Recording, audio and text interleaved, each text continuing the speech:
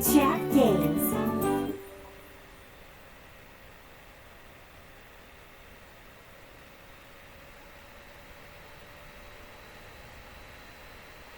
Date everything.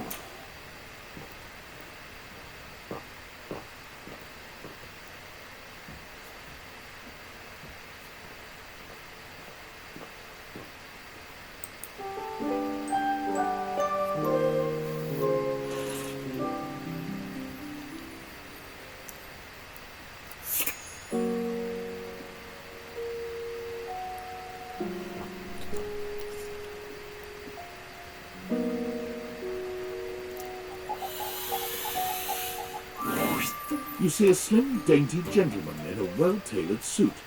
He's absorbed in the ticking of a fancy pocket watch, but it's the feline ears on his head that most catch your attention. A tail sprouts from just above his backside, moving back and forth in time with the watch. Tick, tick, tick.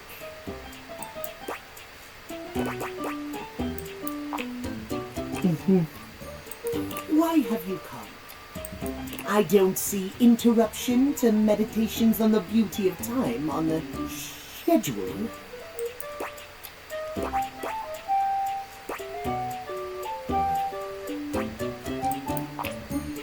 Oh, well, I can certainly make time for that. Perhaps you do not know this, as so few are as attuned to time as I am. But punctuality is of the utmost importance. So if you wish to speak to me, you must make an appointment.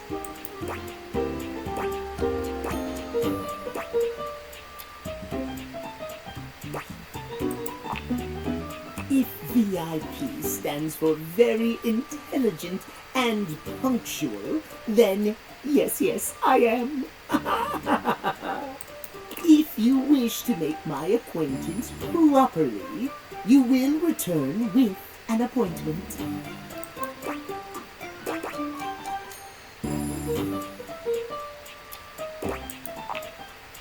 Sweet heavenly hours, I was so busy reprimanding you, I forgot to introduce myself. Not that you didn't deserve it for breaking from the schedule, but it is no excuse. Timothy Timepiece, at your service. Timeliness.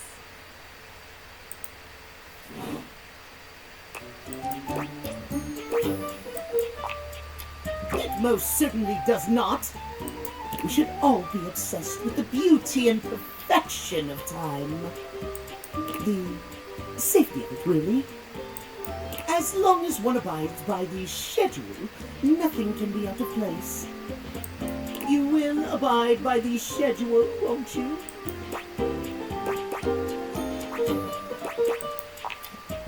Excellent. I thank you. I will see you at noon sharp, and we can speak then. Do not be early, do not be late, and do not try to see me at another time. If you do,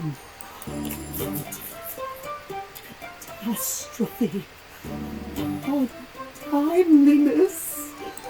See you then, and not a moment before.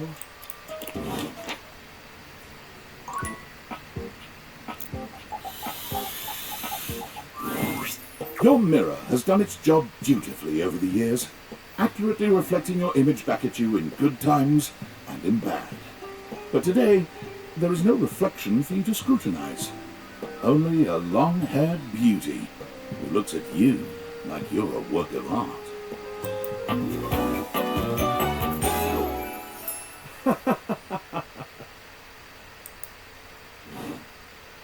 Oh, incredible.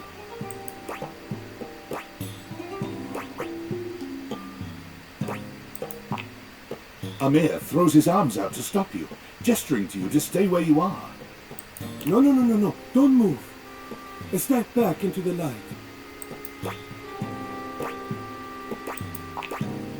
Yes. Breathtaking. Look at you. Do you see how well I can frame your face from this angle? You are glowing.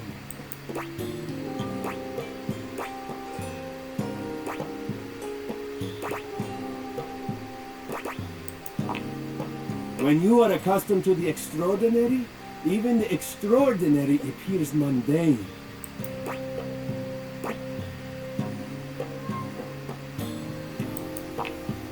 That is fine. You can guess. But I will know, and I am happy to show you again anytime you need.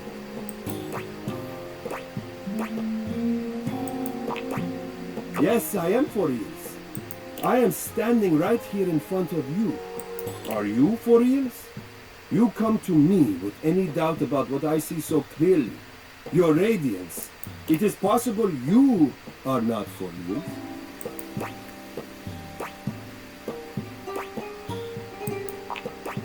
What? How do you look?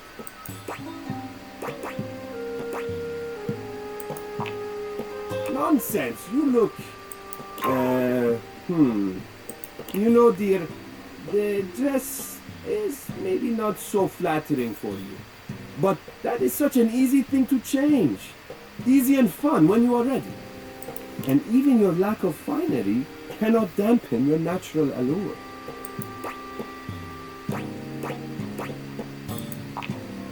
Ah, but the spark has been lit. You'll see. You'll just have to fan those flames until they're a great, big, beautiful rolling flame, won't you? Stop by any time. I'm happy to admire your beauty any day.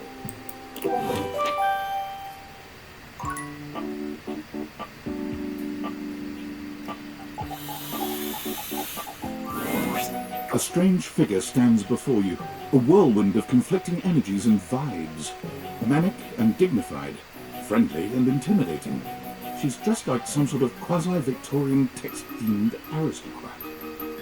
You couldn't have imagined what the date theaters might make of your thoughts transcribed on paper, but if you could, it likely would not have been this.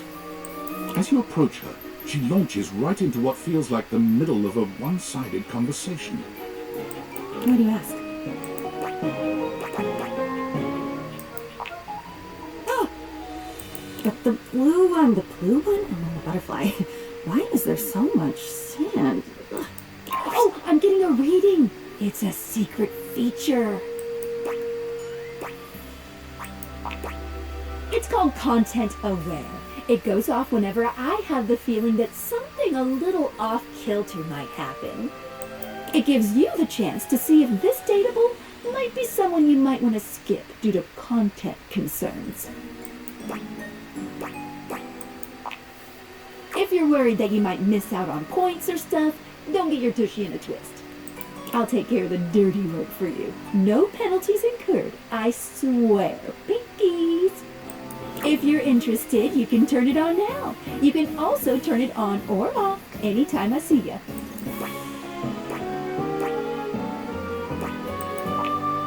Okay, back to it. Why is there always sand in places where sand should never be?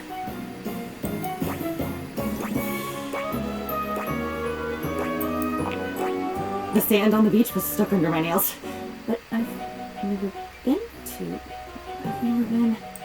Have I been to a beach? Why would I have been to a beach? Why can't I remember?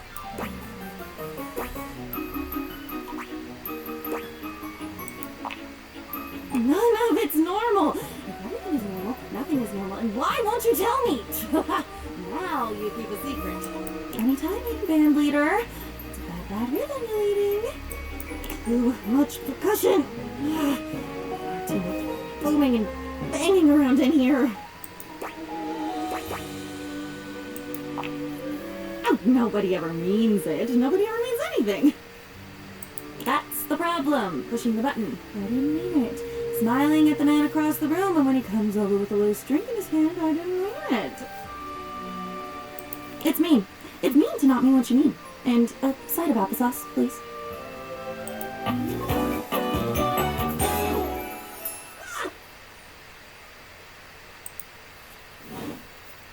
And with that, she is gone.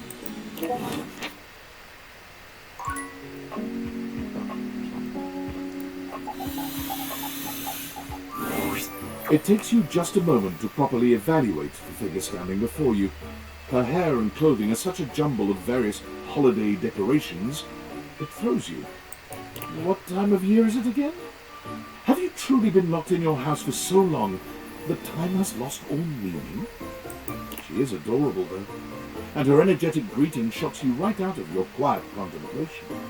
Hey, boss! You caught me at a bad time. Heading to work. Well, the other work. Or is it the other work? What day is it, anyway? Oh, what's up? What do you need? And I to you.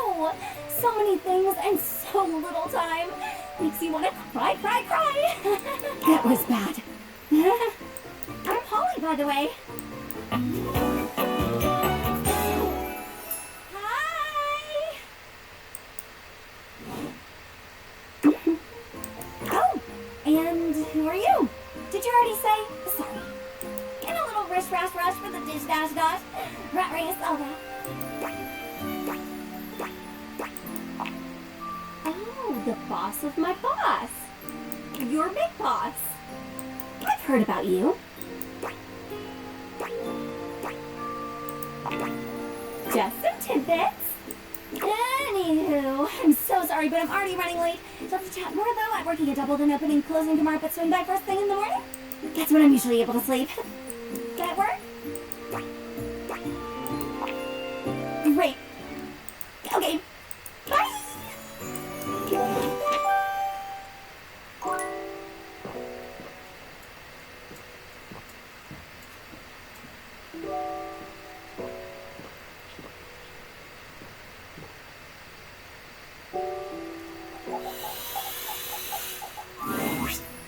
Holy crit, you look fantastic today.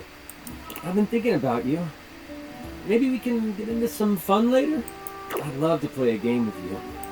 Don't worry, I'd never play with your heart.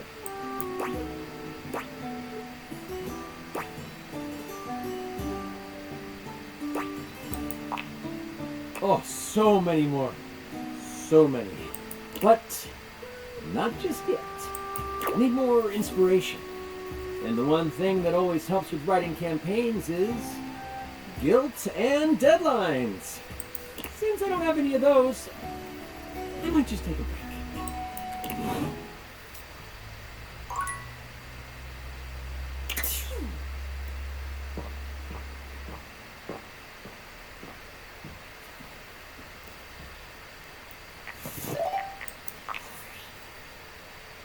Impressive news out of Valfest. Really too bad that particular partnership is about to hit a rough patch.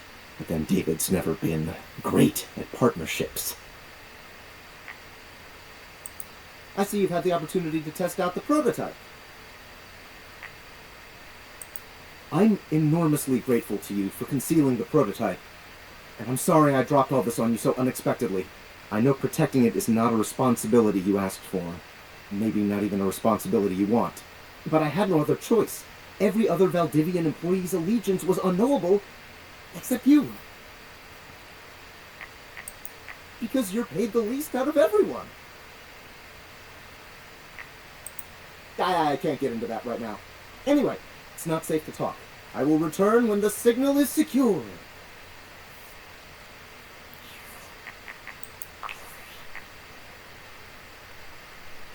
Valdutianites! Yo, it's your boy, David Most! Coming to you live from the best virgin mojito bar ever. Like, this stuff for real is legit so good.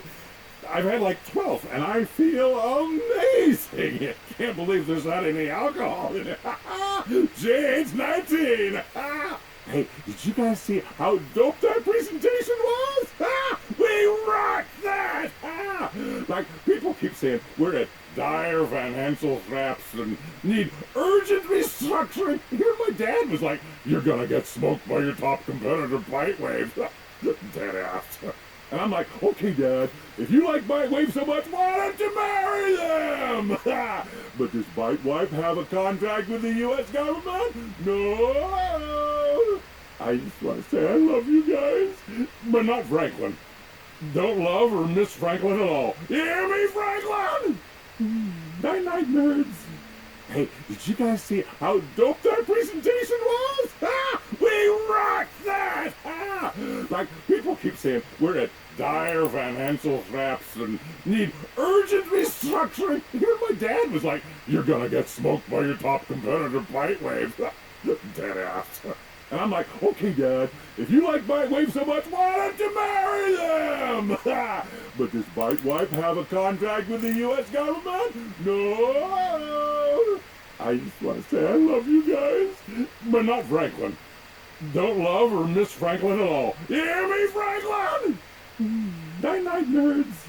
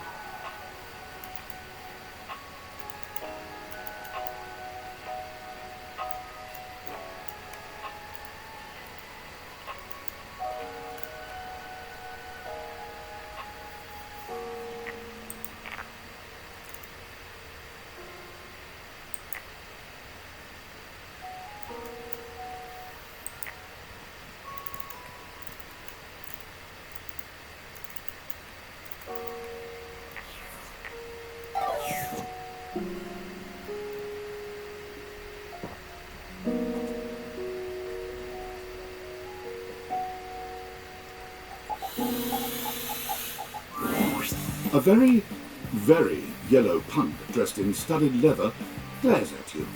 Their charming duck-like appearance does nothing to diminish the aura of absolute disdain that radiates from them. Who the duck are you? I asked first.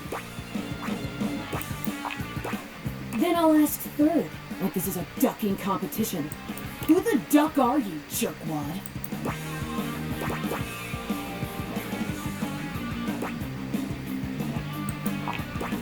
Ho ho ho and a merry dickmas. Sure hope you brought me some gifties, Daddy. Now, get out!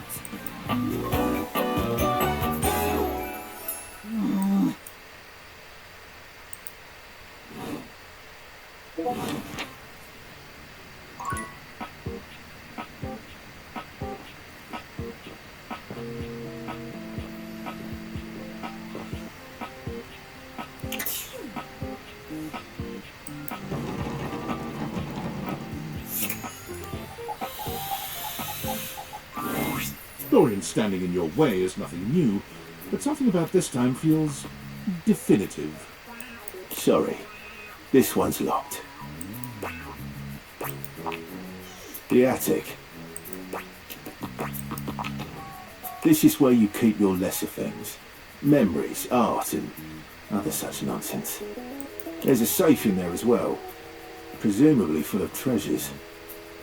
You locked this door long ago. Years? Decades? Who can say? Who can say? Until you find a key, I will remain locked.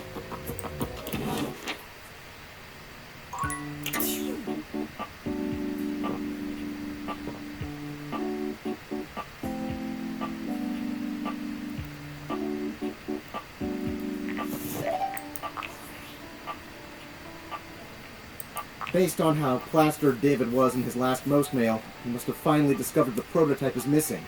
He'll sober up soon, though, and when he does, he'll stop at nothing to ensure its retrieval. If he fails, he'll be at the mercy of some very powerful people. He'll never allow that.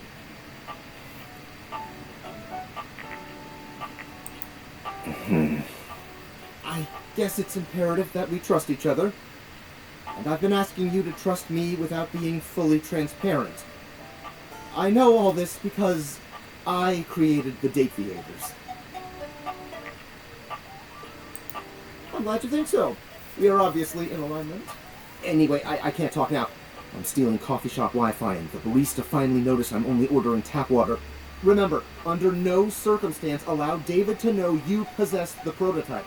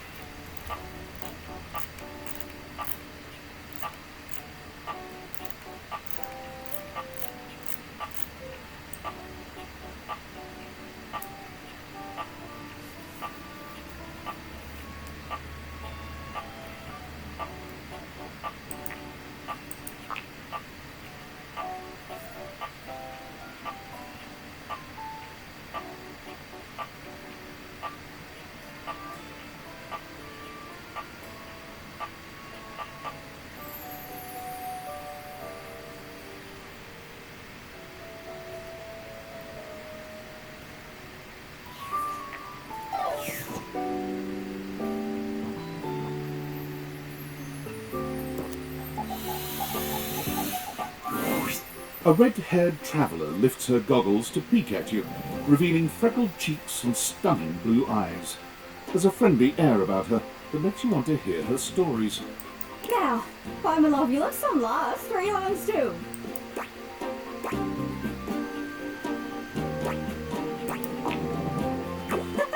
Sorry, sometimes my accent comes out when I'm excited. It's made in Newfoundland, you see. This little rock right... She bends around and points to one of the patches on her jacket sleeves. here.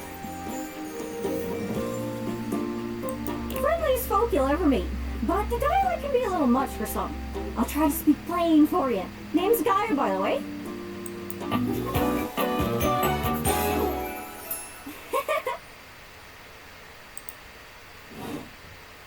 So, where are you from? Oh, that makes sense with that accent I'm hearing on you. It's a right shame, though. See, I got all these countries and rivers and seas on my jacket. It's a collection I've been working on. And I know the names, but I don't really know the places, you know? I mean, heck, I got them all memorized even. United States, Canada, Mexico, Panama. The works. But without a story behind it, they all feel so far away. You'd think they'd be in arm's reach considering they're on my sleeves, but it's a brain problem. I just can't pin anything down without context. Without stories, maps are just paper. Dots and lines. The reason I ask where you're from is so I can shape the places in my mind with some kind of meaning. Because right now it feels a bit like I'm just wearing a big vest of unchecked boxes. Geez, there I go, talking your ear off. Sorry about that. It's just, I'm having trouble putting myself out there, and I'm so interested in being out there. I've tried. I want to talk to the others, but I think I must be too forward or something. I skip on up to them, I ask them about themselves, and they just run away. It's not about just being nice. I come up to the others so I can ask about them, get to know them, who they are. But before I can get to the point, I always go spouting off about something or other, like telling them factoids I've heard about what I imagine their home to be. And 9 times out of 10, I'm some level of wrong. And the other time I'm right, but it's in an insulting way. One thing leads to another, and they give me this look. And soon enough, they find an excuse to leave. I'm just bad at it, I guess. Sometimes I feel like no matter how hard I push myself, I'm just going in circles. You know what I mean?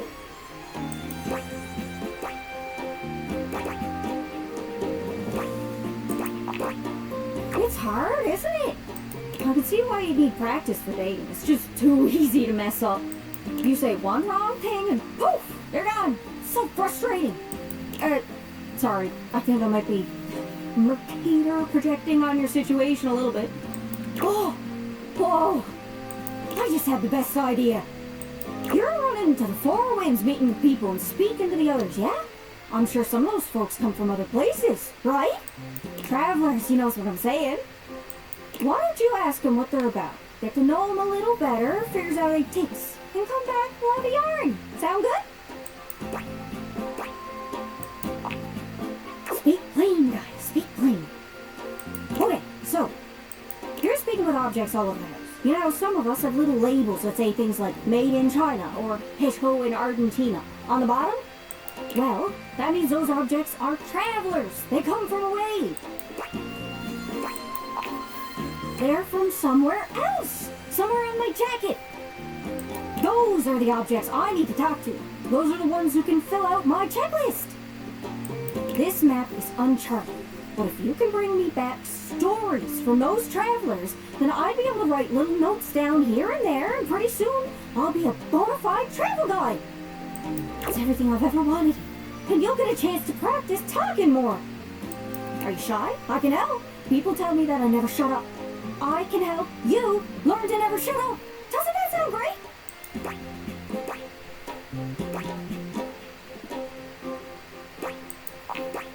Right? I'm sure it'll work out. You scratch my cartouche, I'll scratch yours.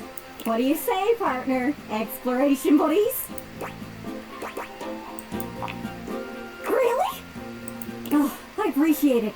Really saves me a lot of humming and hawing. You go out and find some objects from foreign lands. Oh, and let me know if you need any help. It's hard to explain, but I got a pretty good sense of these things. I can't give you an exact name or anything for her to talk to, but I can get you close. It's kind of like a geocache. I can give you an idea of their general location, but if you want to find those travelers, you'll need to hunt them down yourself. I've learned firsthand what others don't take too well if you run up to them and scream, "Where are you from?" Yeah, like that. That was a disaster. Point is, you can't just ask objects about their origins out of the gate. You gotta awaken them first. Don't worry too much about the details. Once you're close with someone, you'll learn more about them automatically. So, what do you say? You want some hints on where to find travelers, or do you feel like searching on your own? Nice! Not to be confused with niece. Alright, fellow explorer. Go on then. Don't be too long. Seriously though, don't be too long. I get antsy just sitting here spinning in place. Be sure to check in with me every once in a while. Even if you haven't found any travelers yet. I can wait a bit, but I'm honestly pretty impatient, especially when I'm excited. Good luck!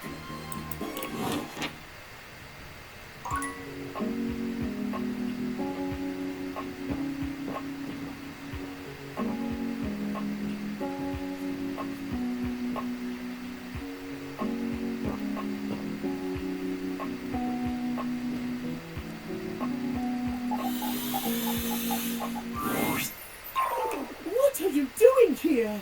I told you to come at noon sharp. No, no, no!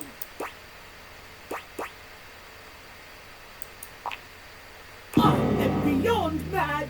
If you have any wish to retain some relationship with me, you will leave at once. I do not understand.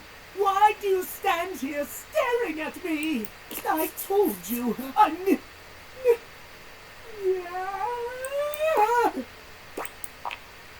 Run, for God's sake!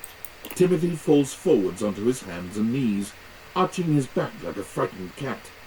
He almost looks like a Halloween decoration. He convulses, as though something terrible were ripping through his body. It's awful to see. It reminds you of the werewolf movies you've seen. But there's something feline about it all. He stills on the ground, and then he yawns and stretches, as though nothing strange had happened at all. So sleepy. Yeah. Maybe time for a cat nap.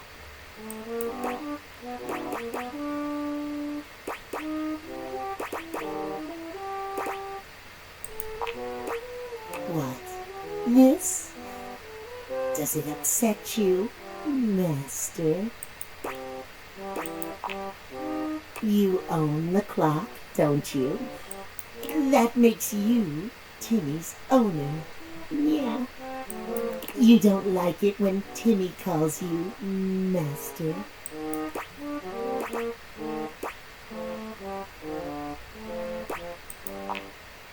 Timmy will remember that, Master. It's simple, yeah. Timmy has a condition. It's tied to the clock. Timmy spends half the day like this.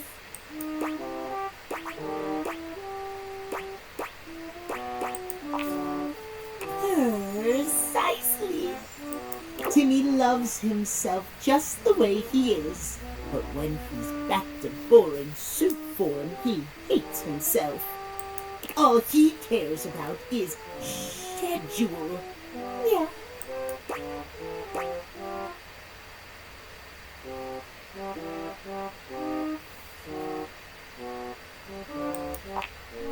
Exactly. Master is so smart. Timmy yawns and stretches, curling up on the rug in front of you. Maybe you'll come back and play with Timmy later. So sweepy. Oh, transformation takes a lot out of Timmy.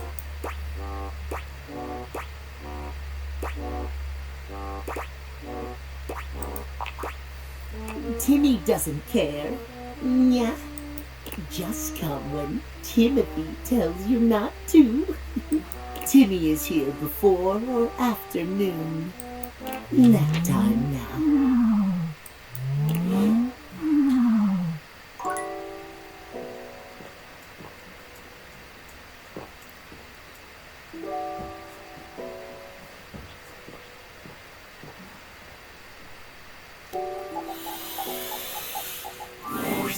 You? A boy? Was I not clear? Have you returned without my adventure? Or have you returned with an adventure so puny, so inconsequential, that it can hide in those stupid, tight little afterthoughts you call pockets?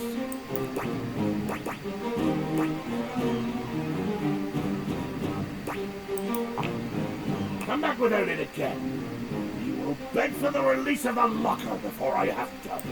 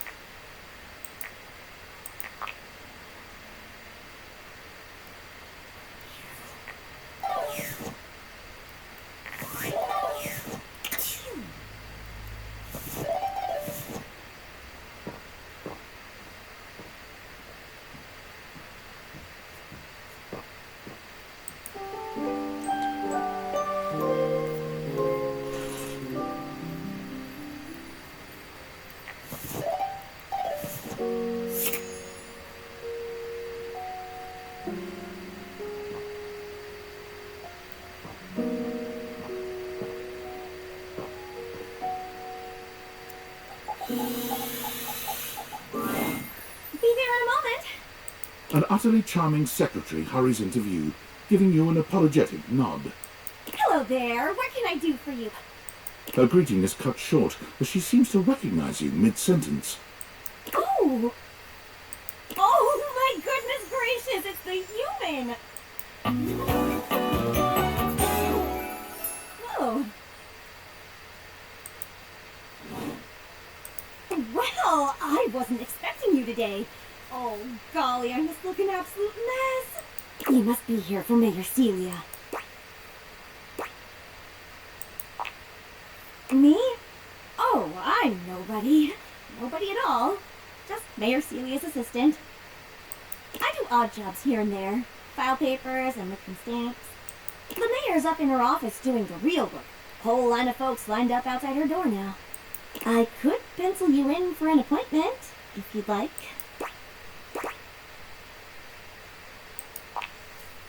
Oh, well... She twirls a strand of dark hair around her finger, blushing sweetly. Would you care for some tea while you wait?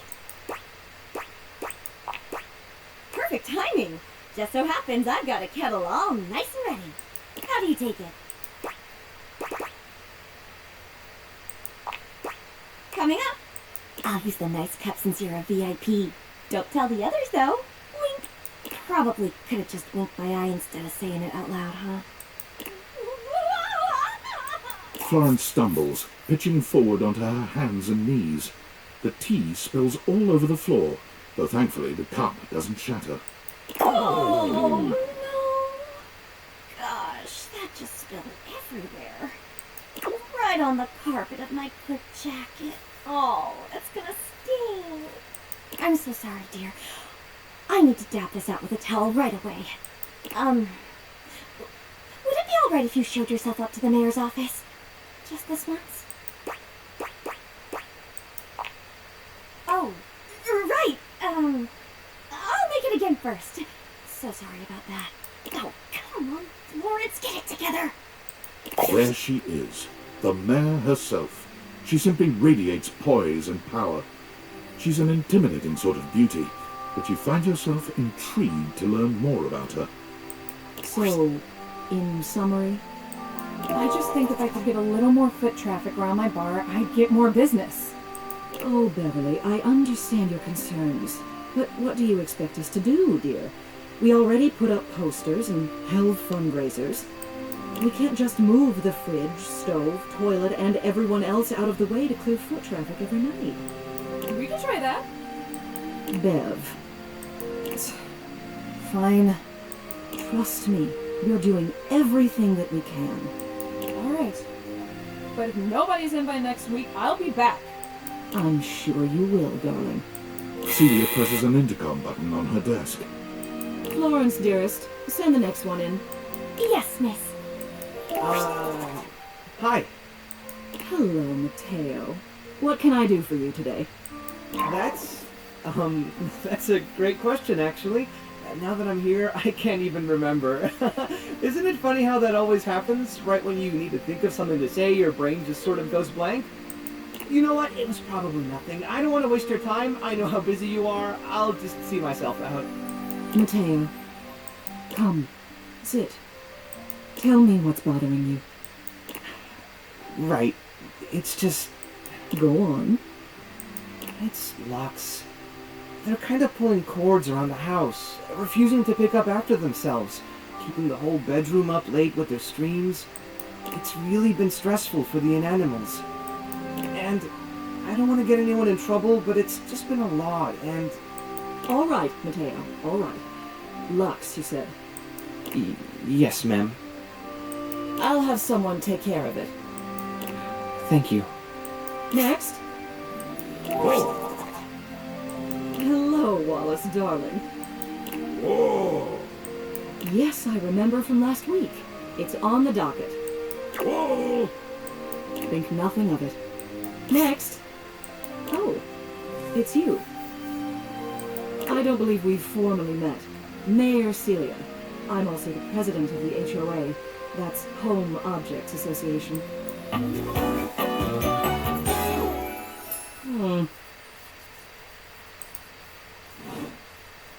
Here's my card. But really all you ever need to do if you need me is to simply look up. What can I do for you today?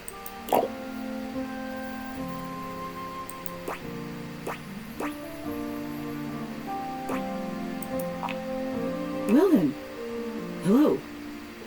Meeting successful. Never a bad idea to make sure everybody knows your face. We're important here. Some sit back and wait for others to plan things. Others simply do them. You and I, we're doers.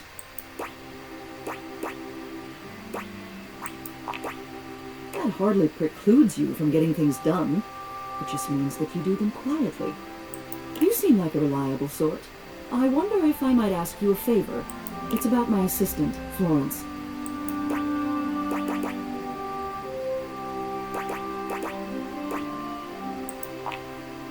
Yes, that's exactly the issue. She can be a bit clumsy sometimes, but she's been unusually out of sorts lately. I'm concerned. She's such a kind thing, but that means she lets people walk all over her. Sometimes I worry the wrong sort might be taking advantage of her. I've noticed that whenever we go to lunch together, she never seems to buy herself anything. What's more, she's been pinching every penny you've dropped on her like a miser. I suspect she might be having financial issues. The office pays her well, of course. She's an invaluable assistant. I think it's possible someone might be fleecing her. I'd like to formally ask for your help. I may be her boss, but Florence would never give me a straight answer if she thought it might upset me. However, she's quite friendly with strangers. And technically speaking, as the owner of the house, you outrank me. Maybe you could get something out of her. What do you say? Would you do me a favor and look into this matter? Quietly? Thank you. I'll be waiting. Hopefully it's nothing. What else do you need?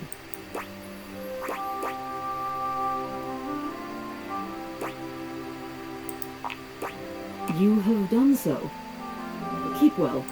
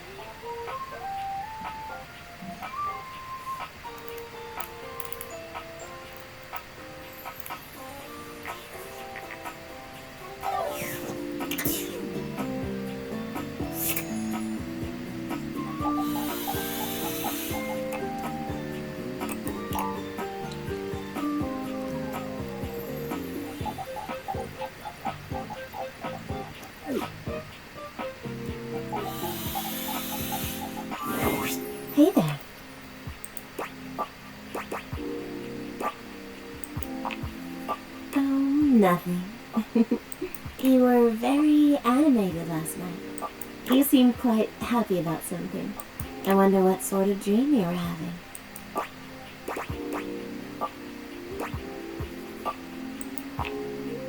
Don't be embarrassed.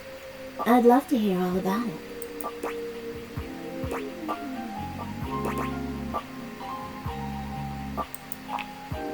David Most? Oh my goodness.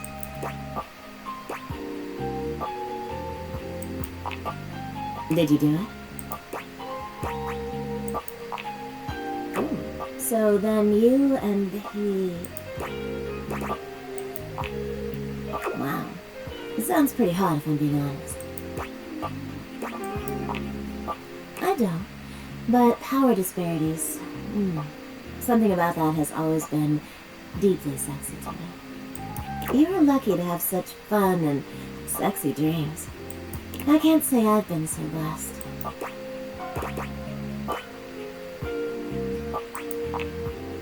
Not for a while now.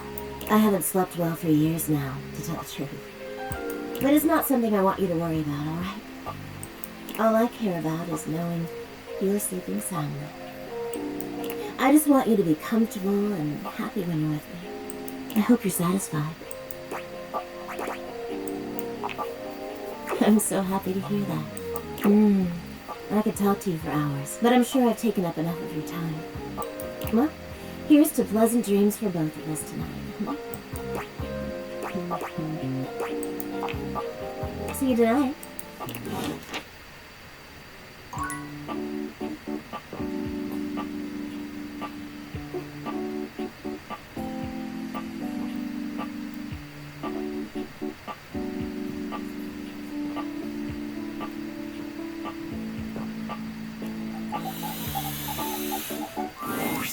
There's a strange rapper standing in your bathroom where the toilet usually is. He's dressed in white and gold, but where his outfit is clean, the look he gives you is downright dirty. While you might be curious about this toilet man, it seems more than clear that curiosity doesn't go both ways.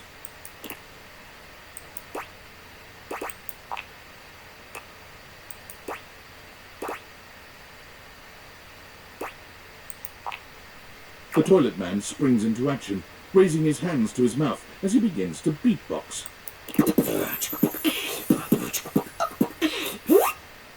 Hip rapper's the rapper, he knows how to go. Blamming and drumming are both about flow. You black these spikes, he'll be ending your life when he slams your head into the bowl. Oh, on a toilet roll, Jean-Luc Bissois, out of control. Over, under, never, blunder, spitting more words than an ancient scroll.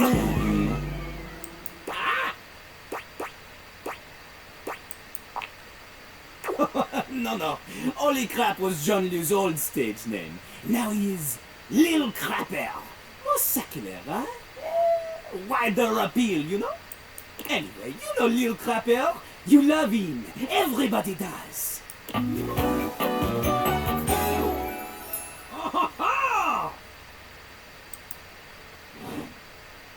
You could do here is pizza, or maybe you ate a pizza.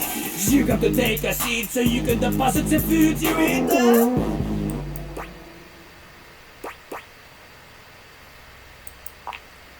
Don't know me? Don't know me? These humans think that they own me.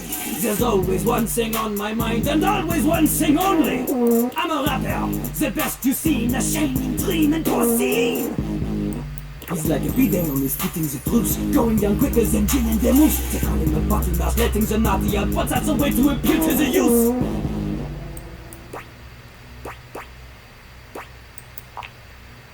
It is not nice, it is the best. Because Lil Crapper is the best. You want to be like Lil Crapper? You want to meet him on his level? You want others to love you like they love him? Impossible! The ladies love nobody as much as him. The amount of us he gets would make you weep. In fact, it is not just the lady asses.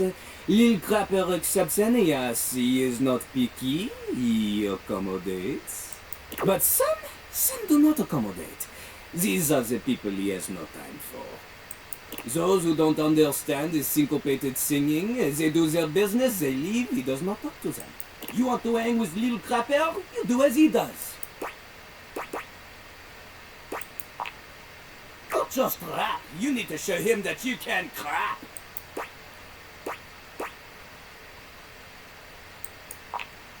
Crap, crapping, short for cool rapping. Lil Crapper is always crapping. Now it's your turn.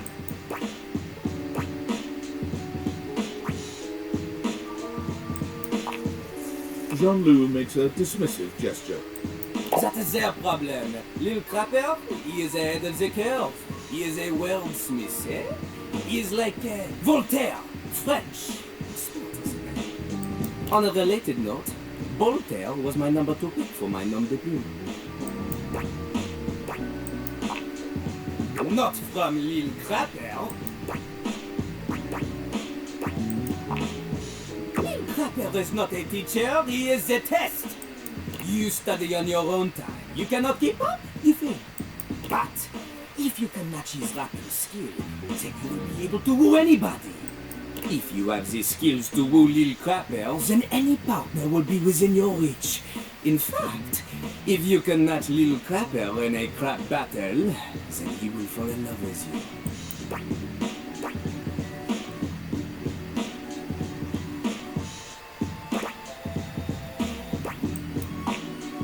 Cease your flattery! Lil Crapper's art is immune to all forms of romance unless they are accompanied by a backing beat. So, what do you see? Do you have what it takes to face Jean-Loup? You are wrong! Jean-Loup knows you. You are the chatin, the kissless loser. You have enthusiasm for rap. Lil Crapper sees is but enthusiasm alone. She is not enough. The rapper, she comes from the heart, the deepest part of the system. Like that little rubber bit that comes undone sometimes and the water keeps running forever. You need to experience life before you can spit it out in alternating phonemes that are into some sort of a rhyme structure. As you are, you have no chance to defeat Jean-Loup, let alone match his rapier wit. You want to clash talons with these 2 gallon stallion? Go! Live a life worth rapping about! Return to Lil Crapper when you are ready.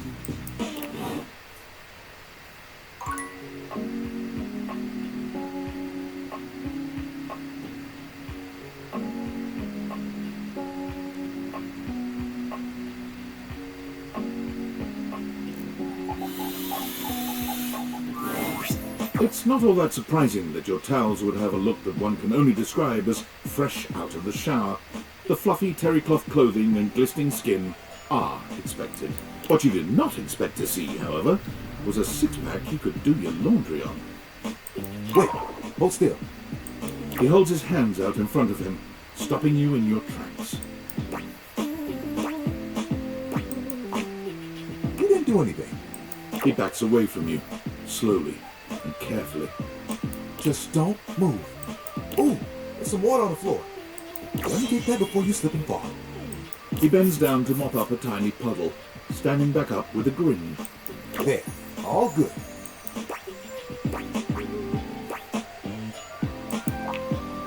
It's my pleasure. Some might say that I saved your life.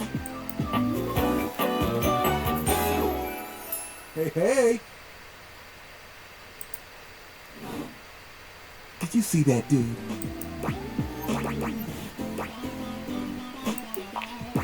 Tyrell shifts uncomfortably, seeming to address someone you can't see. Ah, come on, man. I know I'm bombing. He gives you a sheepish little smile. Don't mind me. Just talking to my...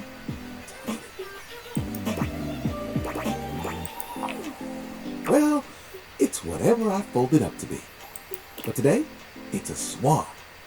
He holds out a small swan-shaped towel for your inspection. It's quite charming. I can get a bit bored is all. Yeah. You and Tyrell look at each other, neither of you speaking. The silence is long and awkward. Come here often? Right. I'm coming off a bit dry, aren't I? I seem that way because I am. Can I just start again? He extends his hand to you, and when you take it, he gives it a firm, confident shake. I'm Tyrell. If you got a spill, call me and chill.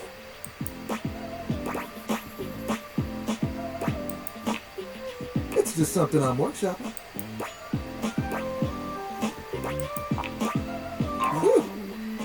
Ugh, I'm trying too hard. I tend to do that. Spills happen every day. No big thing. But the hard part is getting dry. For the big jobs, I work with Washford and Drysdale. But I work pretty independently, you know?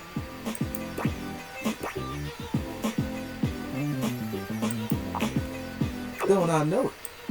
Even though you don't spill too much, I'm there 24/7 on call. Not to tug on my own thread, but I'm proud of the work that I do.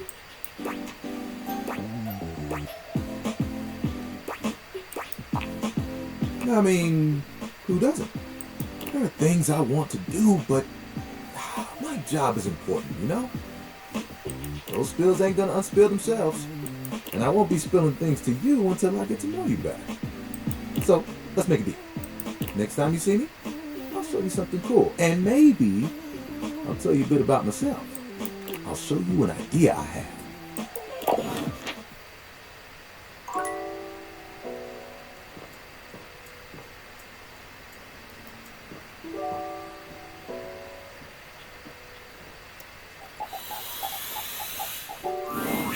How does one even describe a warrior like this? A veritable, well, wall of muscle stands before you. It's almost comforting to know the walls of your house are this solid. Wall, wall, wall, wall, wall, wall, wall.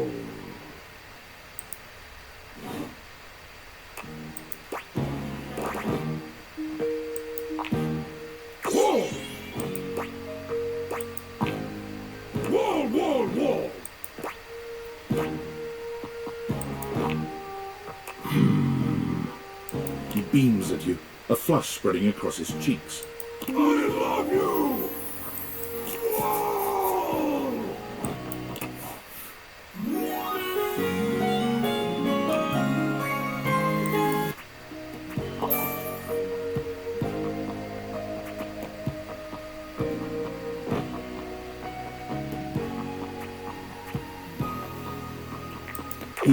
Oh, that was sudden, wasn't it?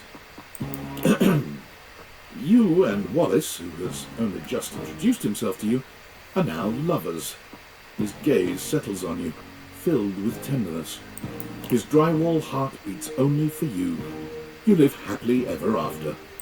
Yes, just that quickly.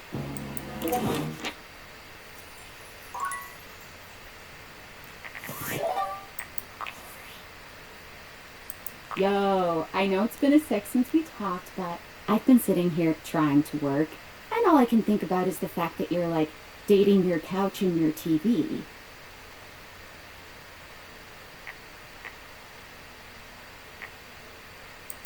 Ah, sorry, friend. I don't mean to complain. Just, I need to know how your whole, like, household object harem anime is going.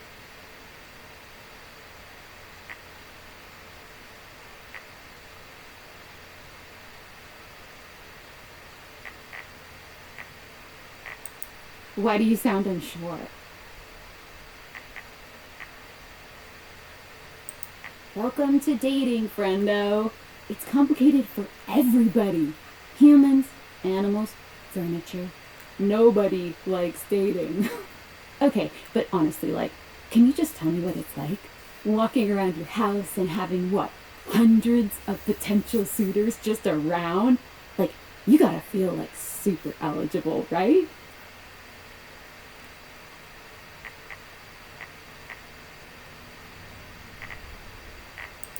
Hey, you just gotta take it one date at a time. I just gotta know one thing. When you're out here dating your appliances, are you guys, you know exactly what I mean. Alright, keep your secrets. If you don't want to kiss and tell with your furniture, who am I to make you? Alright, well, I've wasted enough of my workday. All my love to your household object lovers or whatever. Bye.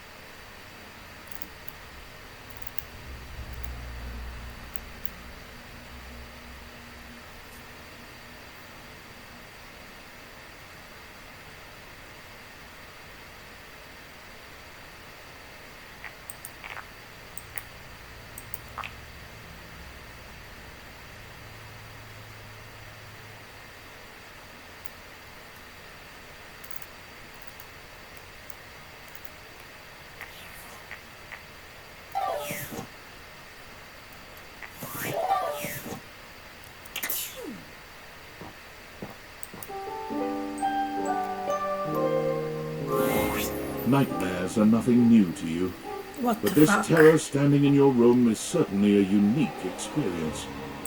It's hard to even make sense of what you're seeing. A dreadful figure, wreathed in black, with what seems to be the suggestion of a horse's head, with snake and lion heads sprouting from its shoulders. It has a multitude of eyes where there shouldn't be, and teeth that decorate what would be the belly and hips on a human figure.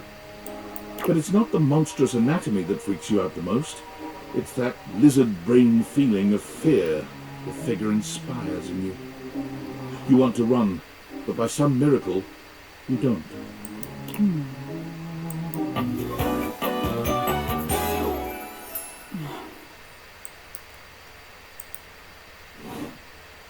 There's something crawling up your leg. Don't you feel it? You know it's there. A fly, maybe. Or something else. Something a little more malevolent. A little more vicious. Crawling up your leg. Aren't you going to do something about it? Ah, that's right. You can't move. Now there's another on your arm, and another on your shoulder. Dozens of little prickles across your skin. The prickles turn into punctures. The picture of poison pervading the parts of you you keep under the covers. There's an itch by your mouth as one pries open your lips, scurrying down from your cheek. So many little legs. Spiders. Or maybe ticks. Another crawls across the curve of your ear, and you hear it. The scuttling, the buzzing. The sound of your flesh being devoured in a million nanoscopic parts. Whatever they are, they're eating you alive.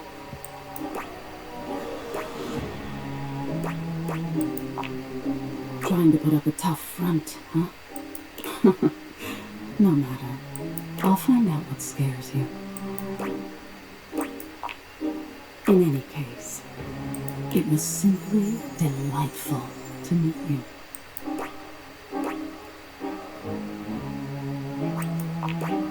No need for pleasantries. I've been in your head your whole life. Until next time.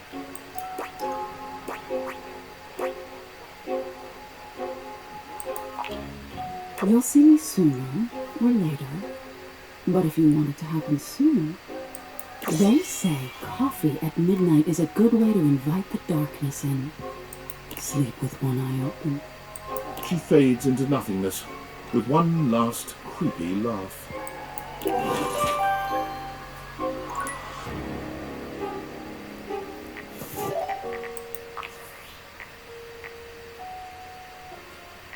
Aldivinites! Salutations, and a good greeting from your CEO, David Most. Wow, the other night was quite a lively celebration, wasn't it? Honestly, I don't remember much. Which means Sandy in corporate events planning did her usual bang-up job. Inspirational work, Sandy. Way to earn that 3% cost of living bonus. Keep it up and undoubtedly you'll be CEO one day. Unfortunately, sometime during the festivities, my sunglasses seem to have been misplaced. By who, exactly, is impossible to know for sure. We've combed every inch of the hotel, and they did not end up in the lost and found. So it seems likely that someone mistakenly took them home. Honestly, they're worthless. They were given to me by someone special, and they do have some amount of sentimental value. So if you have any information related to their whereabouts, please email me ASAP. Oh, and if someone from the press happens to reach out, they were definitely just normal sunglasses and not a highly classified prototype we're secretly developing in conjunction with the federal government. Unrelated, please bid a fond Valdivian farewell to Sandy in corporate events planning, whose role has been eliminated due to ongoing workforce optimization efforts. Best of luck in all your new endeavors, Sandy.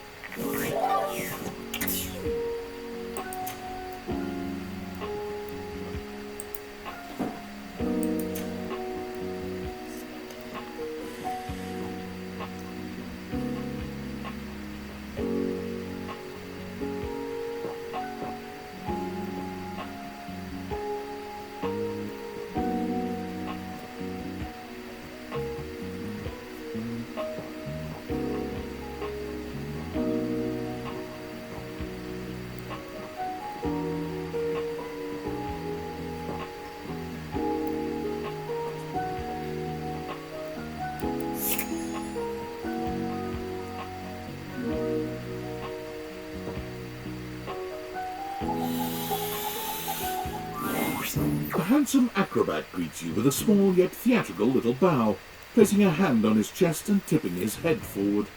He has the aura of a veteran showman, but he doesn't look particularly pleased to have you as his audience. Greetings, weary traveler.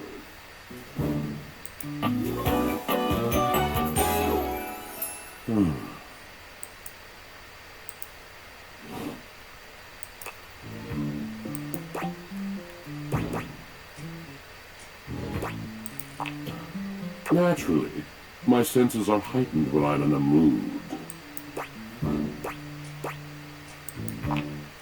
Tiger, tell me your little gray cells burn brighter than that.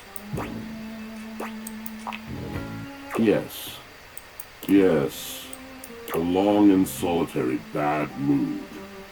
For this, for everything, we are out of tune. You aren't serious. You jest.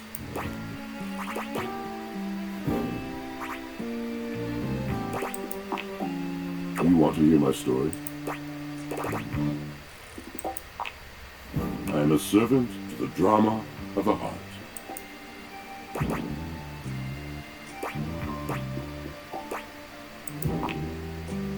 Sigh. I am awash in the scurryings of lives. Countless lives. Countless stories. I am filled with water, the fundamental state of all things. Water, the tears you cry when you are born, when you are made, when you are broken. It is the sweat that drips from brows and shaking knuckles in alleyways, in schoolyards. It flows over its own frozen self down dry and grateful throats. It drops from noses in blazing sunshine onto lemon-printed bathing suits. It is the wellspring of ancient secrets, held in rough clay bowls. I am surrounded by it.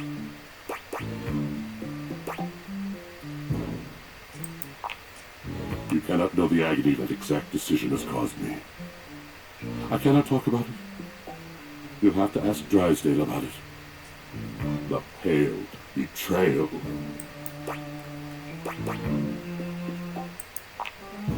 You have no idea. But not only that, not only do I hold the limitless, the unfathomably simple, I hold the dirt of life. The blood stuck in denim from skinned knees comes to me. The stains of earth from a weekend spent burrowing into trees and the slimy, crawling things. The makeup smeared onto shirt collars and cuffs, streaked mascara, and embers of a lipstick that blazed once. All of this comes to me to be absolved. It may be dissolved, but it does not disappear. It cannot. Nothing does. I must keep it all. It is a vast treasure house of memories, of senses, and it is safe with me. But how can I, just me, survive that? How could anyone bear the weight of that much life?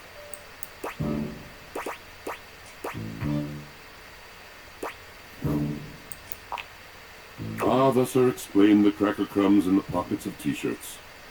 It is the words. It is language. To be able to communicate. To share the burden. It is poetry that keeps me afloat in my own sea.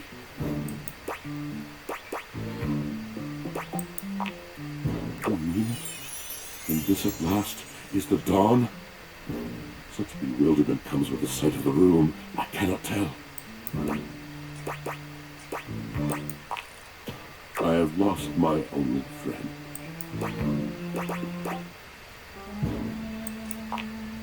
He gazes off into the distance, something clearly weighing on him. His eyes narrow for a few moments, and then he sighs. Oh.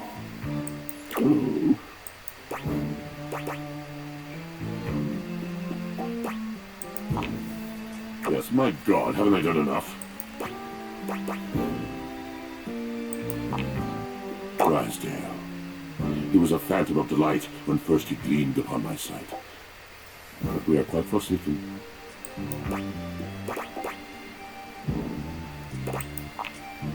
We were a duo. An acrobatic team rivaled by none on Earth. We were swift, smooth, and strong. I wish you could have seen them fly. To the vault of paved heaven. Our performances were legend. They came from many rooms away to watch us, to applaud us. And joy filled me as wine in a glass overflowed. Past tense.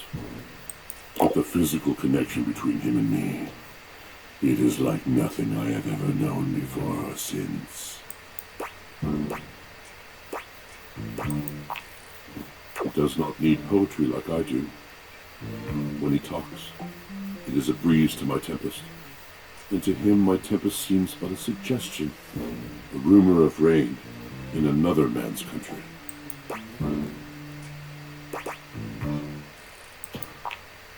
Until we didn't. Until he was too busy to perform. Too occupied with other things to tumble with me.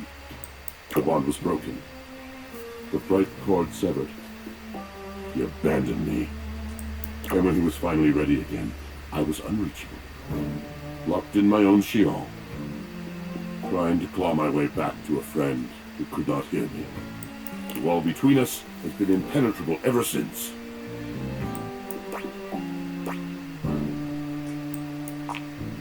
Yes, it's been years. As I said, traveler, a long and solitary bad moon. All moving things come to an end. A knotted willow. I miss him every day.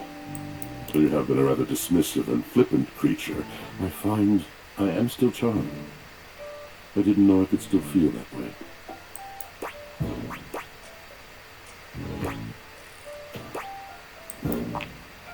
You're asking me to have faith.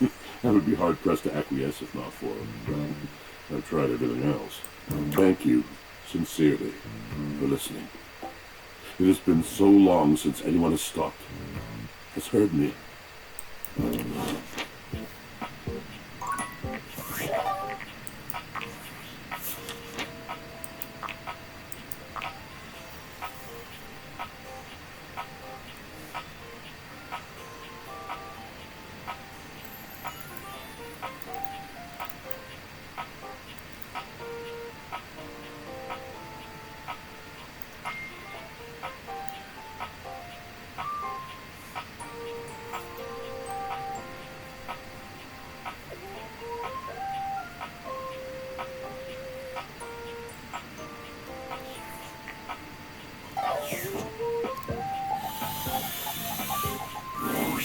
An acrobat in bright orange evaluates you with a smirk.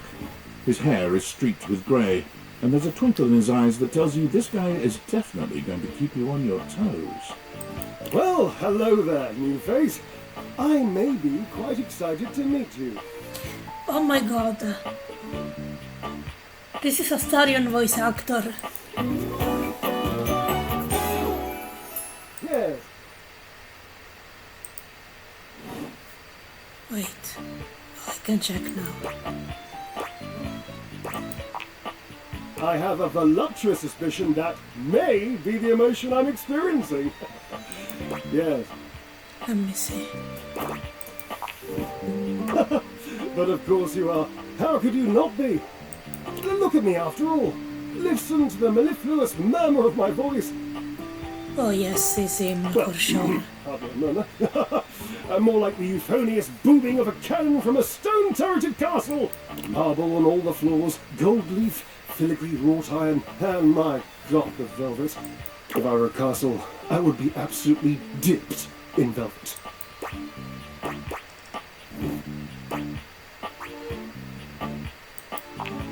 A moat, eh? You'd surround yourself with a deep, muddy, deadly river of falsity and needless self-defense. Water. The substance that flows like secrecy through the crevices of our lives. Moving on. I do get distracted, don't I? Just so many wonderful things about me on which to expound.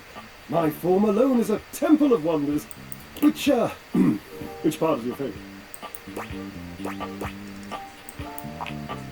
He gestures to his muscled frame, inviting you to drink him in.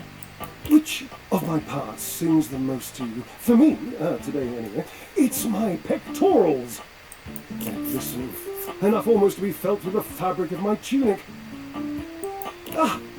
Perhaps this can be the first bridge between us. The first bits of woven lint eventually to form the sturdy, braided rope of our friendship. Do you, like me, enjoy celebrating at the altar of your own glorious form?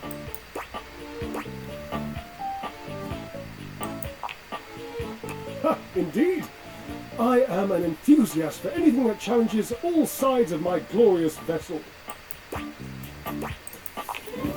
Jerub, I cannot even begin to tell you, but I am nothing if not inventive, fearless, indefatigable.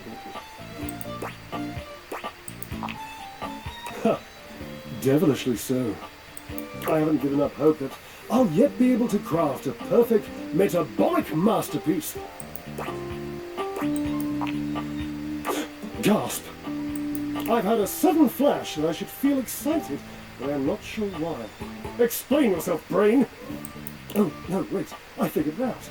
Oh, that's more points for me! Huzzah! Would you, my new lovely acquaintance, like to help me create the perfect challenge for my body and mind? Would you help me invent a tango for the triceps, a conga for the core, a quick step for the quadriceps?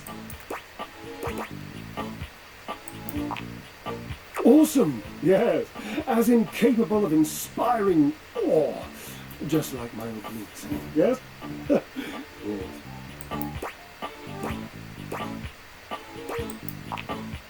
I know! I can lie down with Florence, grasp Titus by her intimidating epaulettes, and Russian Twister for 3 sets of 20! What do you think? Titus! The detergent! If you think I'm dramatic. What do you think?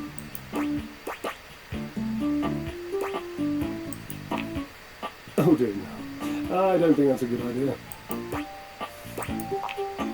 Darling, where would I hang from? Dorian? Have you seen him? A slice a la mode? How could I ever focus on form with that form before me? Oh no, no more temptations. I must keep my movement pure.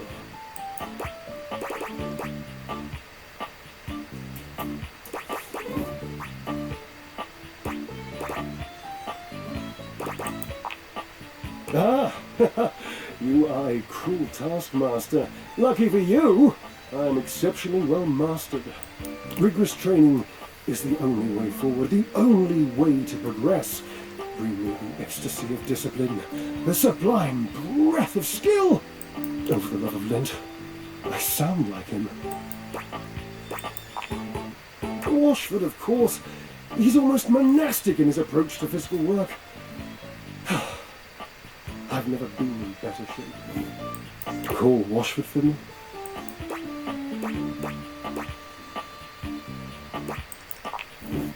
No, just with your voice. Just vibrate those glorious pipes of yours and call out the name. Washford.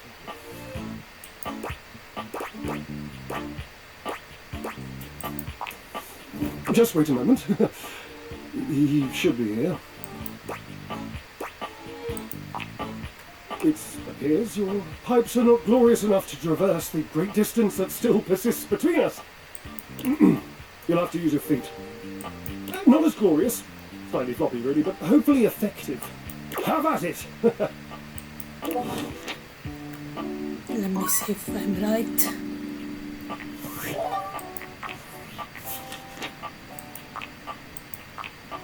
Oh, yes.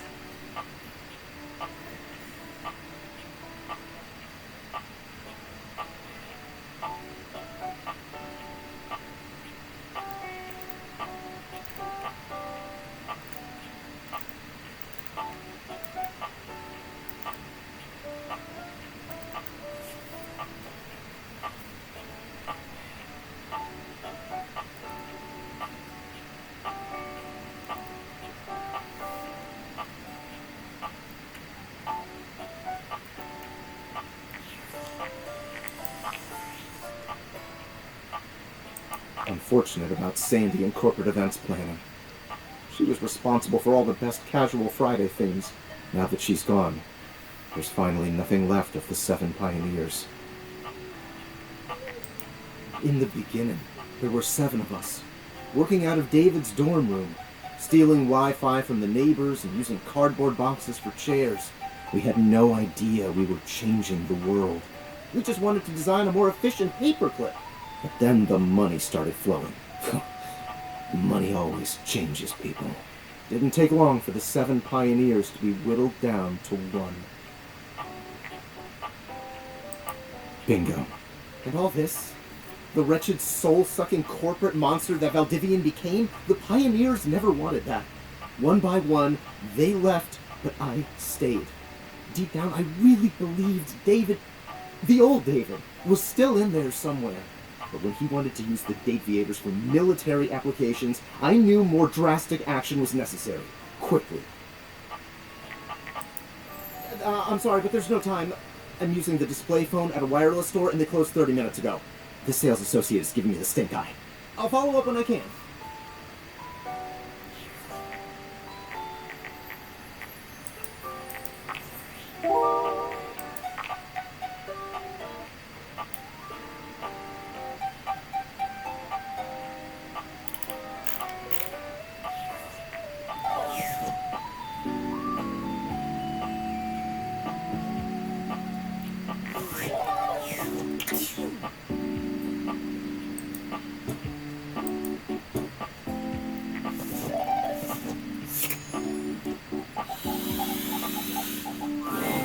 The gladiator who stands before you is at once intimidating and alluring. She glares at you like she means to run you through. She also emanates the refreshing scent of springtime breeze.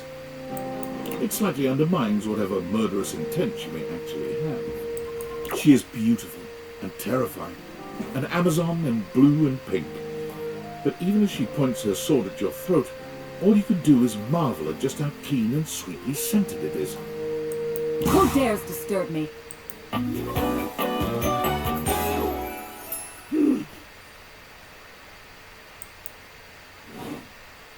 You? Oh, name yourself! By all the pots in the firmament, I swear, if thou hast disturbed me for any reason less worthy than the red memory of battle, I shall leave you sopped, dirty. I shall leave you as you present.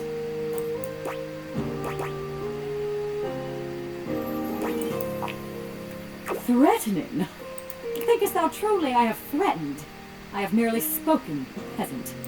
Bloom faith in thy breast, that in the face of a true threat from this general of note, thy knees should tremble, buckle, and bear you swiftly to a merciless ground.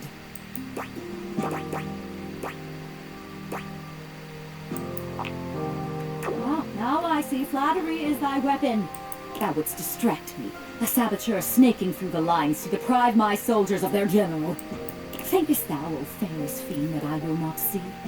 Thinkest thou I will not tear thy cashmere blend from the burned hollows of mine eyes, and see thou in the cold light of a betraying moon?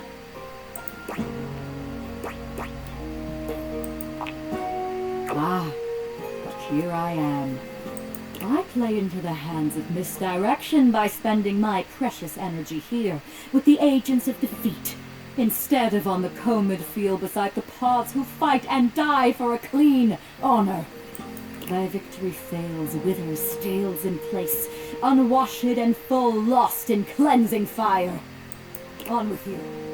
On with you, and return when and if thou art chastened by this failure.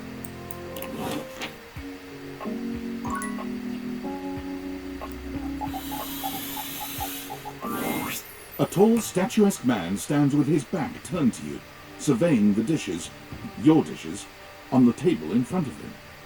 He's so absorbed in them that he doesn't seem to notice you.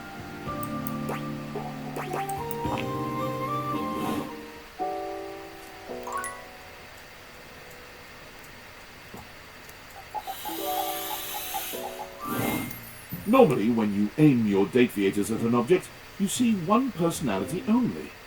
But this time, there are 2. and they're so engrossed in a hideous argument they don't even notice you've arrived. One is dressed in woven straw, with clothing in a basket on her back and a shock of red hair that runs down it.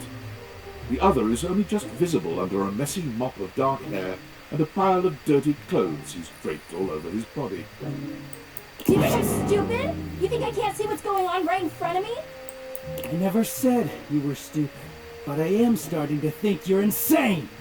If I'm insane, it's because you make me that way. Yeah? Without me in your life, you'd be real fucking normal, huh? Like you don't cling to literally anyone in your life the same way. I wouldn't have to cling if you would just stay where I can see you. I am here, literally, every day. I can't have a minute to myself.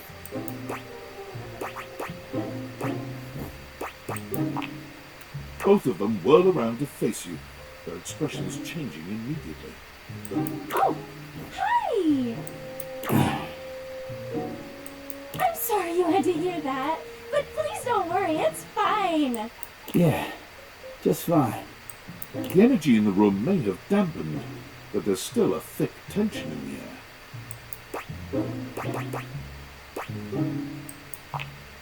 We're not pretending, we're just as strong as ever. Yeah, strong. Oh dear, we haven't even introduced ourselves. Though, Durkee and I know you well. Please don't call me that in front of other people. You're so cute when you get assertive, Durkee. Anyway, I'm Harper, and I'm your laundry hamper.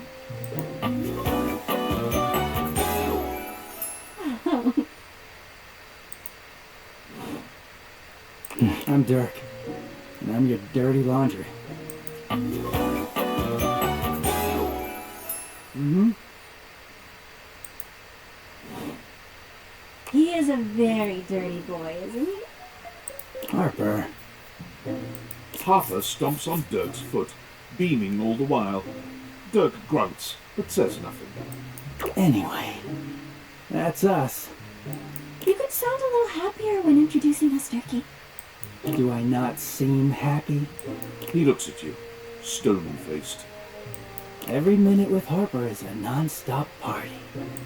Harper's smile grows strained. Well, someone around here's gotta try to put a happy face on things. Durkee broods all the time like he's fucking Batman.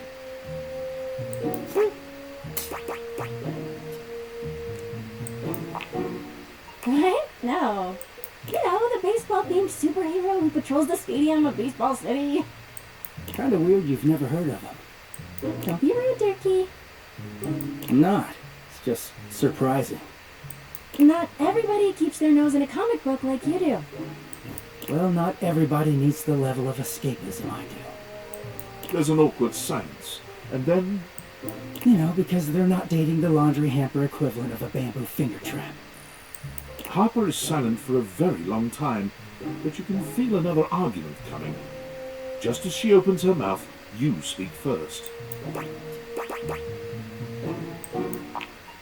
You too, honey. Come see us again sometime.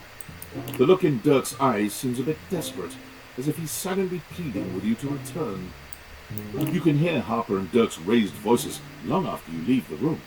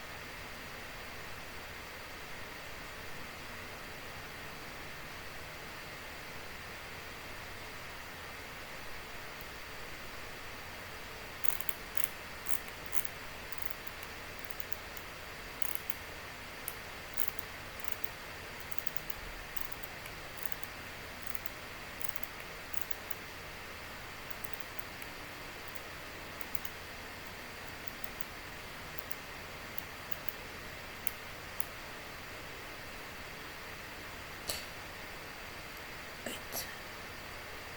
Is this just like Sailor Moon? I wonder who it is. Okay.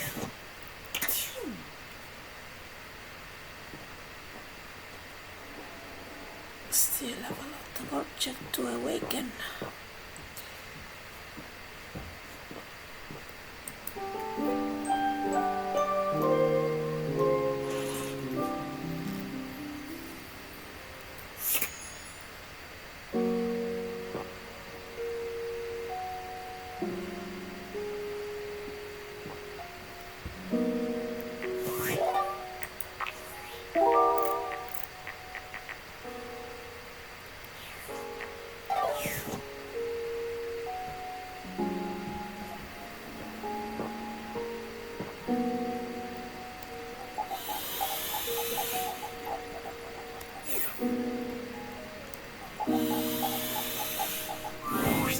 The fiery figure that stands before you nearly defies description.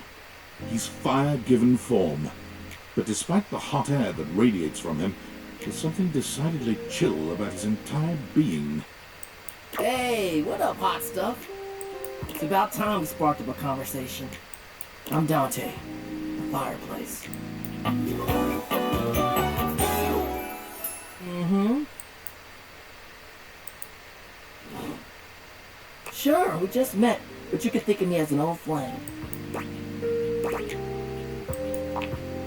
Of course, the hearth is the heart of the home. I see what you're doing. You're trying to get me fired up too. Nah, not like that, little freaky deaky indoor dork. Fired up to teach, and you need my help. Yeah, but it's all good, because I've been waiting for the perfect student.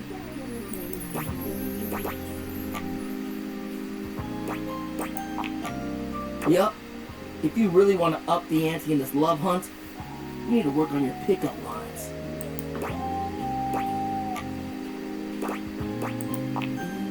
Yup, it's not always going to be so easy as firing up those specs and talking someone's ear off. Be it love, friendship, or hatred. The sizzling art of the pickup is all you need. I'm the master, and you're the perfect human to pass the torch to. Hell yeah! Just look at you. You're the exact right amount of smooth and rough around the edges. Like a piece of firewood. Full of potential. But right now, you're also kind of a soggy stump. I can make you crispy, baby.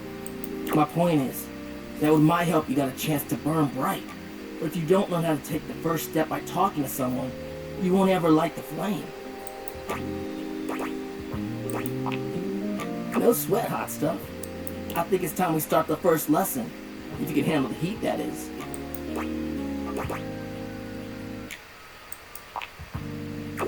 Hell yeah!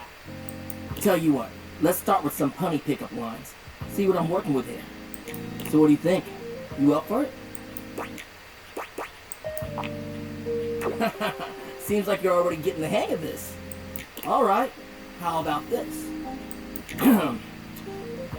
What up, hottie? Got a light? Because I think you just might be my perfect match. Huh? Huh? What'd you think? See? It's fun, right? But I just can't send you out there with my trademark material. I gotta show you how to come up with your own. Teach a man to fish and all that. How would you mix it up? Stir the coals, you know?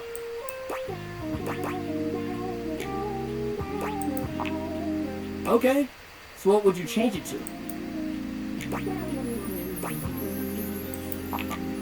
Oh, damn. Somehow you managed to make that unfunny and uncomfortable. Congrats. Anyway, that shit doesn't even matter. You see, that was all a trick question. Or a lesson, I guess. I was just trying to show you that pickup lines can be corny and fun, but not always the perfect opener.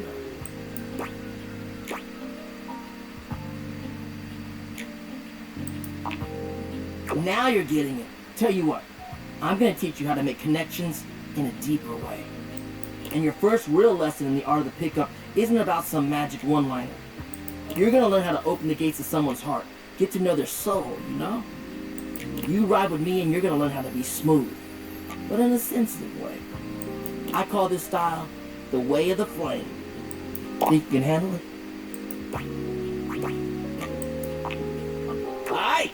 I'll give you a day to cool off. See me later for our next lesson, you little firecracker. Later!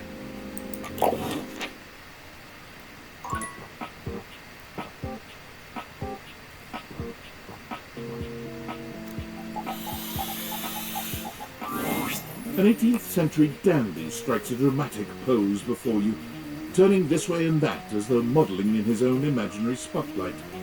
He seems quite impressed with himself. Yes, yes, it's me. It's me.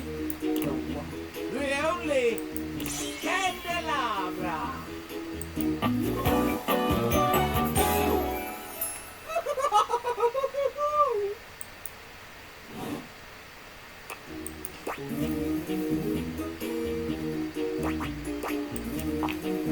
I'm the one, the only. Do you see any other candelabra here?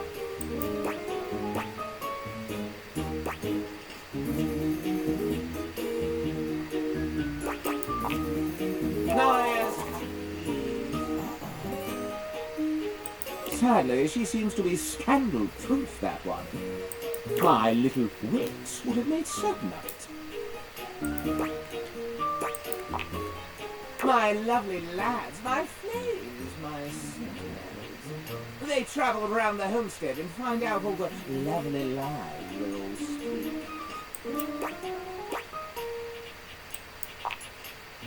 No. It's merely a turn of phrase. I mostly just raise my voice. Any good scandals going on over there in the kitchen? Finish it, Candleman. They can be quite rude at times, but my persistent brightness can illuminate even the best kept secrets. Some would call me quite the busybody.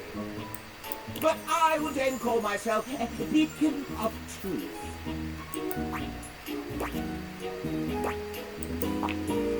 How scandalous of you to inquire. Do you really want to know? Yeah, sure. What is this? The crawl space where fools linger to die? If you truly want gossip, then give me some languorous lingo. Well. Scandal time! This house-stone, while it may appear peaceful from the outside, harbors a hot scandal from the inside. For example, did you know that the previously paired aerialists, Washford and Drysdale, are no longer speaking to each other?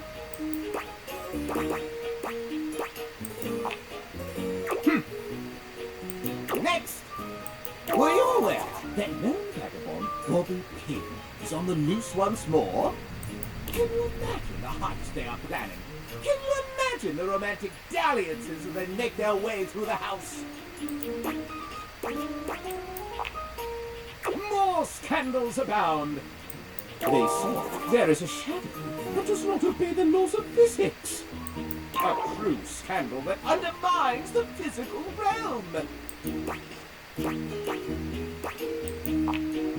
And yet, they say if you peer closely at a certain shadow on the floor, you can see the crooked stranger himself. But I'm not finished with the daily scandals, no. One has heard of self-insert, you know? Could you imagine a video game in which all the creators inserted themselves at once at the same time? Such a thing is not imaginable. But in one that I've seen, they've hidden themselves within their very names. Oh, yes, indeed. Critics hate that sort of self-referential garbage. Very well. One last scandal. There's no possibility you've heard of it. Long ago, a relic was stolen from an island nation, brought to these shores, and hidden underneath this house in a box. Surely Surely you haven't heard this yet. No matter. That is more scandal than your puny pate can handle. I will teach you the ways of the scandal mobber soon an hour.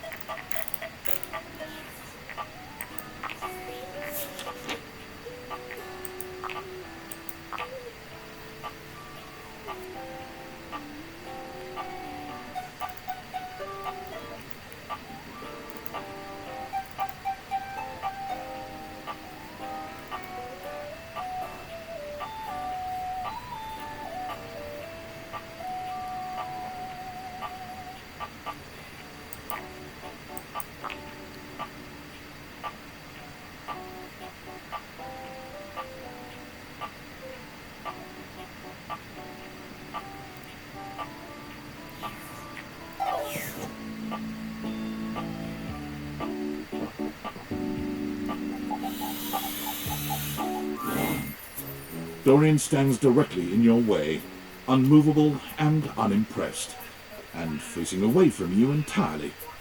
What are you looking at?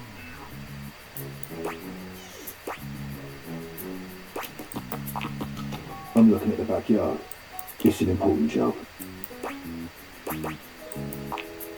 What's in the backyard simply does not concern you right now. What you need to focus on is inside the house. If you want to speak about why, talk to front Dorian. I'm the same as him. I'm just facing the other way.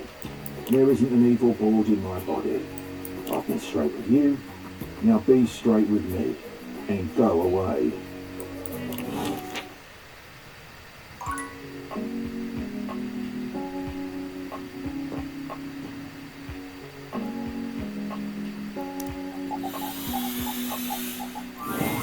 When you turned your gaze on your trash can, you were expecting shiny metal and black plastic. Damn it, you expected the garbage.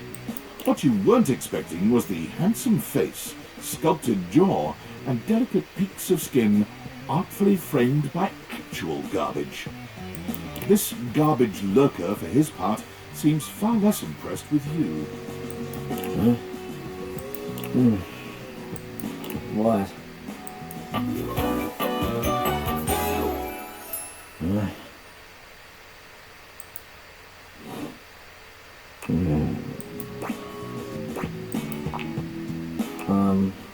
Things that aren't down, I guess.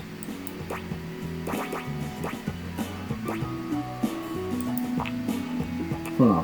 Whoops. I think you'll live. Have anything for me today? You do this every day, lady. What'd you bring? I'll just wait.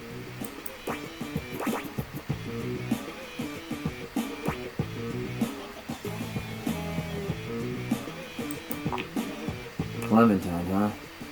I'm guessing you're not throwing away a song about the California gold rush in 1849.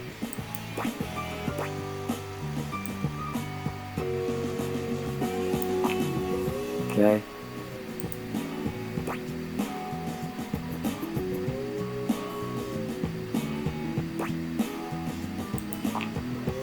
Well, I do.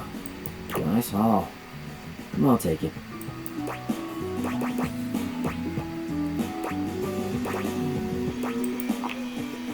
Always glad to help you, I guess. You hand your trash over to Cam, and he takes it from you, pocketing it without another word. And you're still here. Wasn't planning on it. Now you go. Go. Be free. Damn, Chuckles. Bye. Okay, that was hilarious. Again. The first word that comes to mind as you evaluate the strange figure standing before you is delicious. You don't even intend to be salacious, it's just he looks edible. His long blonde hair calls to mind ramen noodles, but his entire outfit is a culinary journey around the globe. He looks downright mouth-watering, but you're not sure the feeling is mutual. His expression suggests he's less than impressed with you. Good evening. Do have a seat. I'll be with you in just a minute. Glass of wine? Surely you can do better than that. This fine white has a light body and is rather dry. It's quite acidic. I can virtually taste its origins in the eastern Loire Valley. Dare I guess just outside Chavignol?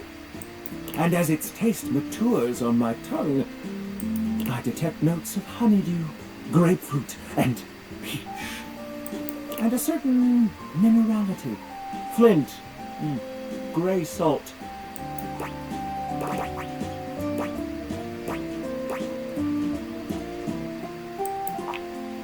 Well done. Now, can you do even better?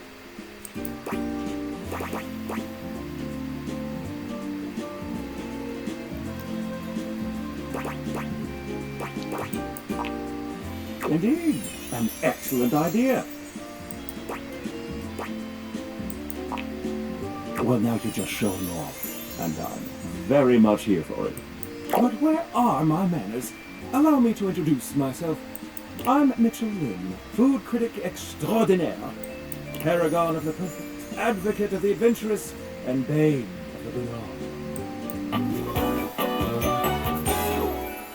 Salutations.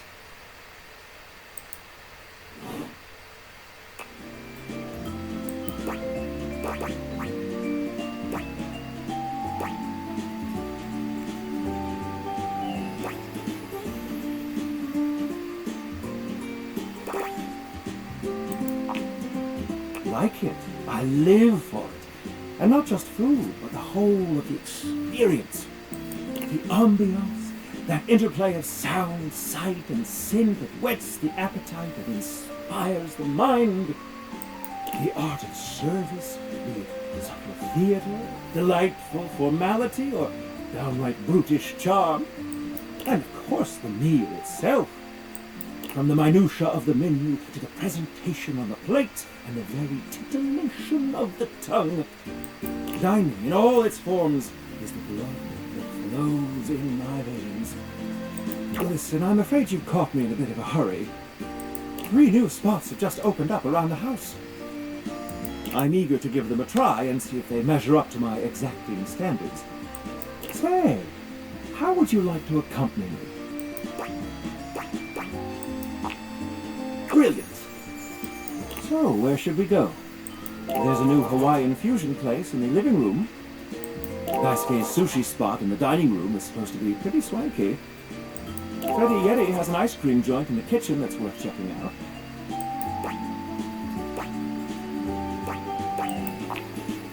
Mitchell leads you to the dining room. He seems excited, or about as excited as a critic like Mitchell can be about a new place. I've heard only good things about Daisuke's place so far. Let's hope it lives up to expectation. You walk into a rather austere space, every element seemingly selected for its clean and unpretentious elegance. The counters are of raw pine, finished to a glossy luster. The walls are shoji-style screens, and the doors slide open with a soft hiss. that seems engineered to bring you entirely into your sophisticated surroundings. A water feature drips delightfully in the background. You feel instantaneously relaxed and intrigued. Ah, here comes the owner now. Irashaimase. Daisuke greets you both with a warm smile. Welcome to Omakase Daisuke. I am pleased to see you both. Always nice to see you, Daisuke. It's obvious you've put a lot of work into this endeavor. Thank you, Mitchell. I've only done what anyone would in my place. The dishware deserves no less than maximum effort. I hope the decor and ambiance please you. My mind isn't quite made up yet.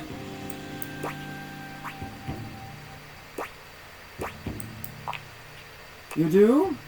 Seems rather dull to me.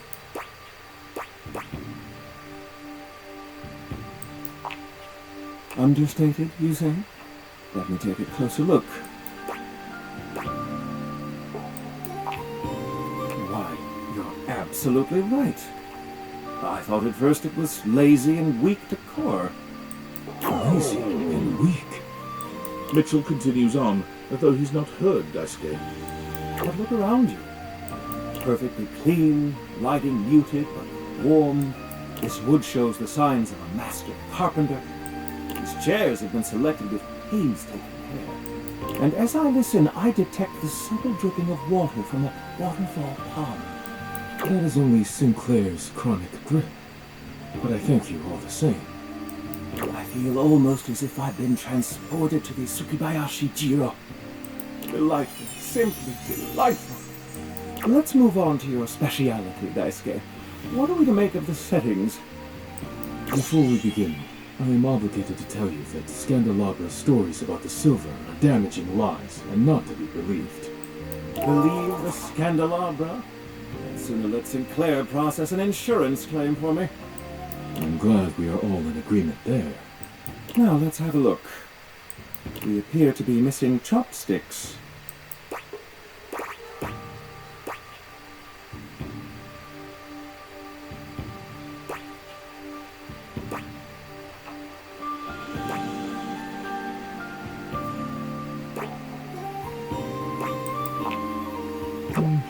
Traditionally, sushi is eaten with the hands.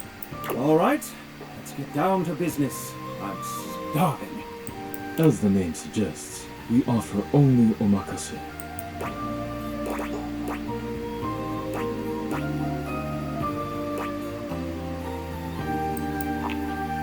I don't think that means what you think it does. Okay, now, when the first course comes, let's...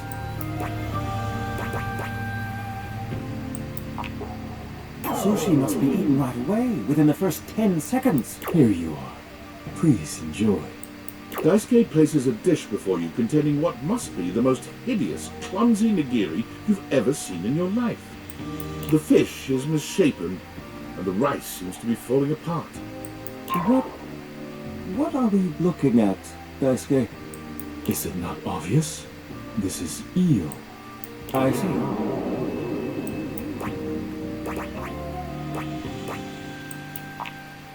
Glad to know your take. I'll present my own opinions in the review. Now that we've eaten, I think it's time to go.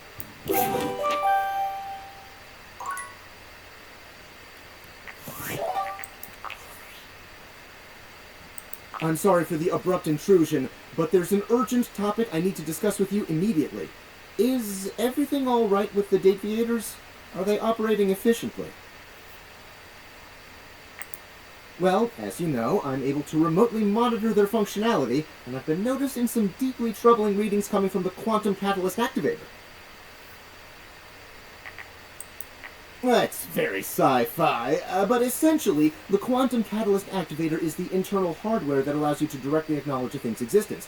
And recently, it started to emit metacognition readings unlike any I've ever seen before. I'll keep an eye on things over here, but please inform me if anything unusual happens. Oh, and if they get too hot, throw them in the freezer immediately. Your life depends on it.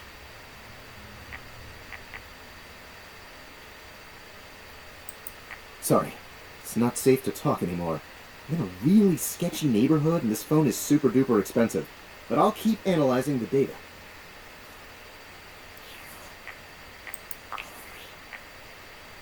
Champ, champ, champ! How goes it?